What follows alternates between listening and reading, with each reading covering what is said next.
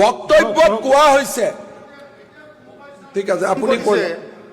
sir 1 minute sir ইউজিসিৰ কথাটোৱে ক'লে কংগ্রেসে স্যার আনিছে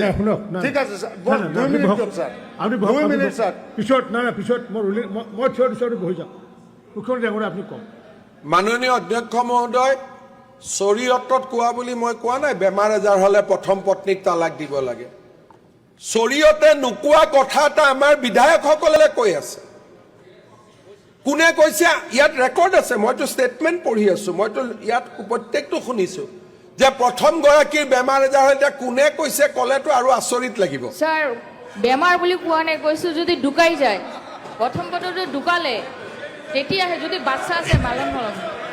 বহি যাম অধ্যক্ষ মহোদয় বেমাৰ বুলি কৈছে বেমাৰ বুলি কৈছে অধ্যক্ষ মহোদয় এতিয়া মই ক'বই নালাগে মই স্যাৰ এনেকে ইনচাল্ট কৰিব নাপায় স্যাৰ এনেকে হাউসে এগৰাকী মহিলাক ইনচাল্ট কৰাটো ভুল অধ্যক্ষ মহোদয় মিয়া দালাল একো ইনচাল্ট আমি সঁচা কথা কৈছো মাননীয় অধ্যক্ষ মহোদয় অধ্যক্ষ মহোদয় ঐ সুমা বাবা এই সদনৰ সকলোৰে সমান অধিকাৰ আছে আজি আমি কম সংখ্যক কাৰণে তুচ্ছ তাচ্ছিল্য কৰি অপমান কৰা কাৰো অধিকাৰ নাই মই কৈছিলো মোৰ কথাটো মই কৈছিলো অধ্যক্ষ মহোদয় মই কৈছিলো যদি কোনোবা এজন স্ত্ৰী যদি দুৰাৰোগত আক্ৰান্ত হৈ ঢুকায় মাইকটো অফ কৰি দিয়ক অধ্যক্ষ মহোদয় মই আকৌ এবাৰ পঢ়ি দিছো যে ইয়াতে